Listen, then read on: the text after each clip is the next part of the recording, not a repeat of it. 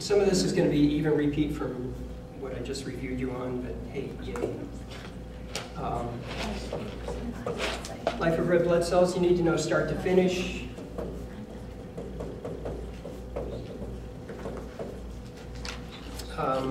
Remember that they do anaerobic glycolysis.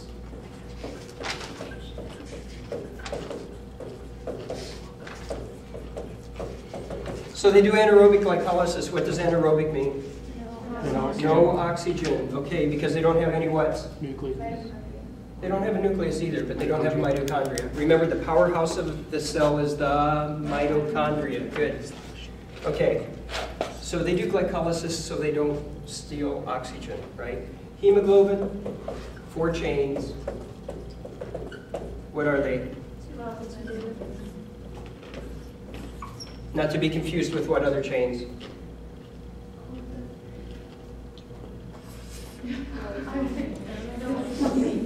The antibodies, right? Yes, light and heavy chains. Do not confuse. This is hemoglobin. This is an antibody. They both have 2 pairs of chains. They're different. Okay? What? Okay. Okay, 2 chains. There's 4 hemes.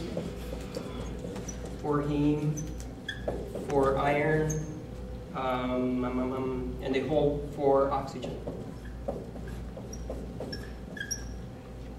Okay, they are a quaternary protein.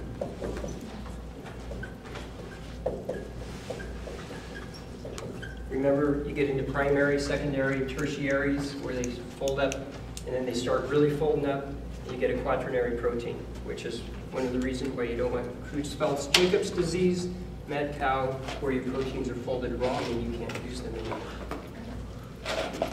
Okay, hematocrit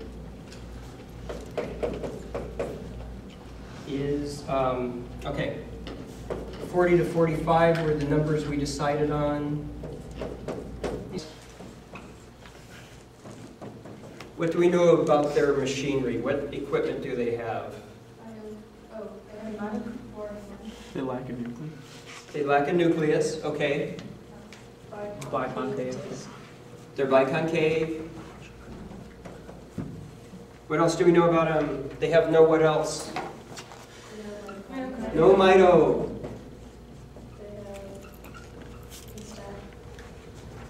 They don't use what? Oxygen. They don't use oxygen. Everybody needs energy. No mitochondria, no electron transport system, no O2. Okay, they do anaerobic glycolysis. Aerobic.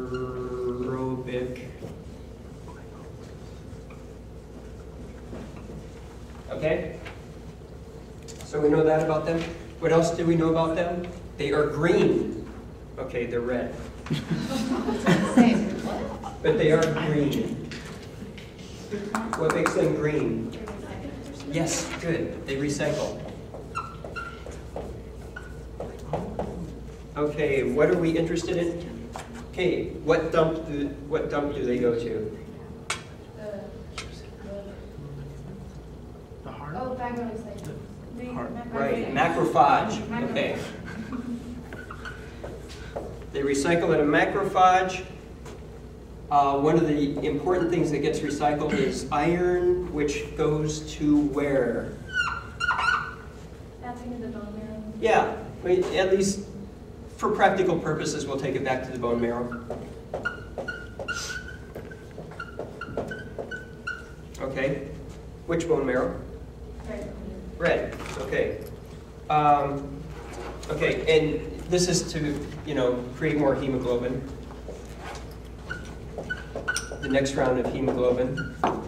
Okay, and what takes it there? Transfer. Good. Okay, remember.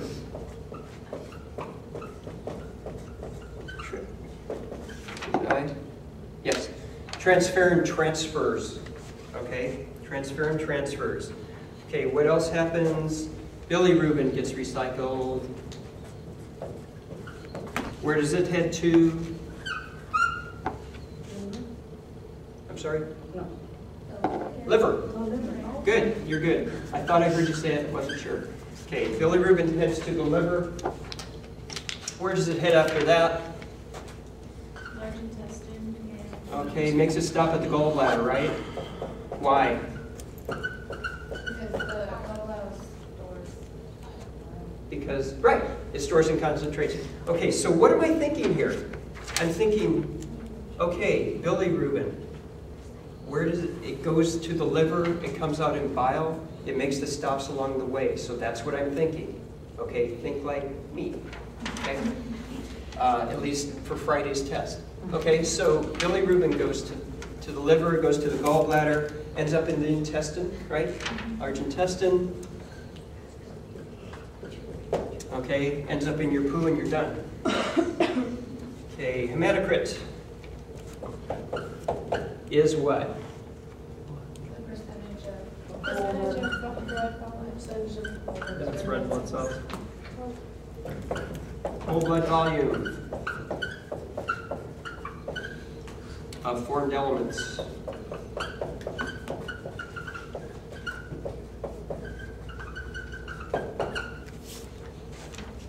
Okay. So, hematocrit. We have our capillary tube. It's full of red blood cells.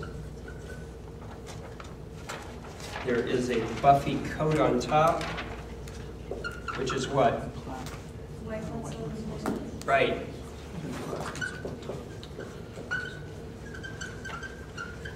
Okay, down here is red blood cells. What's up here?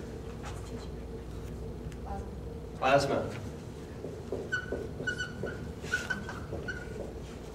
Okay. Is plasma a formed element? No. No. Is plasma part of hematocrit? No. What's part of hematocrit?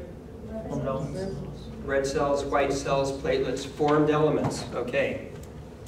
Good, good, good. Ejection fraction, which is near and dear to everybody at the moment.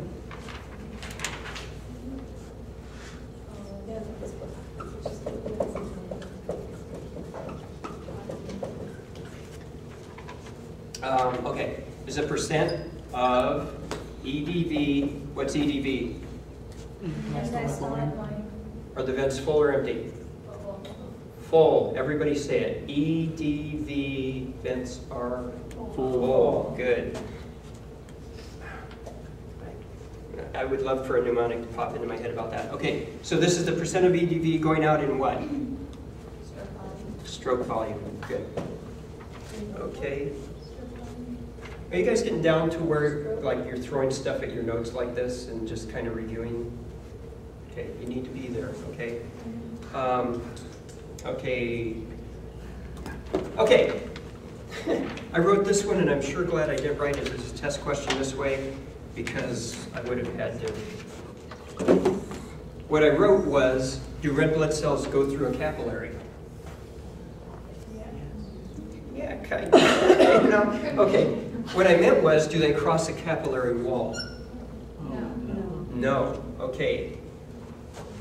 No, they do not. Do they cross the capillary wall in a continuous capillary? No, they do not. In a fenestrated? What other kind of capillary is there?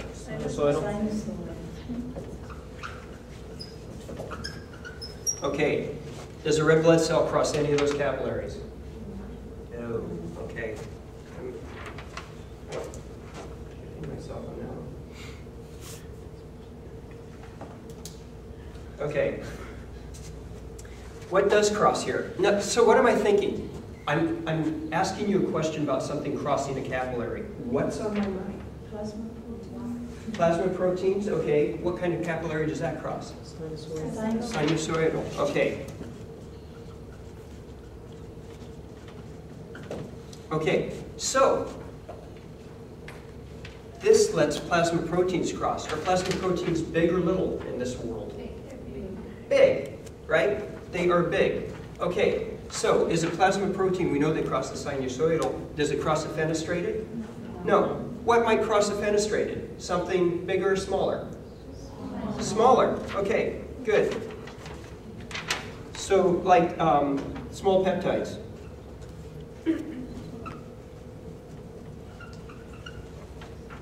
Okay, are small peptides going to cross a continuous one? No. What will? Fluids. Yeah, something smaller. Right. Okay. How will oxygen cross? How will CO2 cross? Actually, CO2 is going this way. We like oxygen. Whoops. Yeah, we like oxygen to go the other way. Okay. Remember how they cross? They diffuse. You guys are good. Okay. So what I'm thinking here is, if I'm asking about a sinusoidal, it's going to let everything up to plasma proteins cross. It's not just plasma proteins.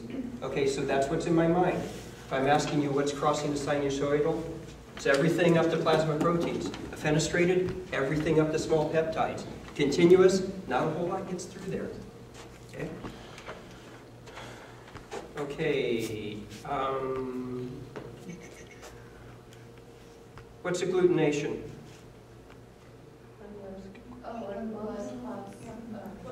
Okay, good. So you have like an A here and an anti-B here, and that's all good, but if you get an anti-A in, they agglutinate and they lyse, right? So you see that in red blood cells, you see agglutination. Okay. What guards sinusoidal capillaries? Men, which are? Right. The phagocytes guard these guys, because why do they need to be guarded? Because they're big, stuff can get in and out, right? Okay. BCOP. Oh, okay. Remember BCOP? COP over here, and CHP over here, and this is the arterial end, and this is the venous end. Okay, what makes this work? Osmotic pressures. Okay, high osmotic pressure.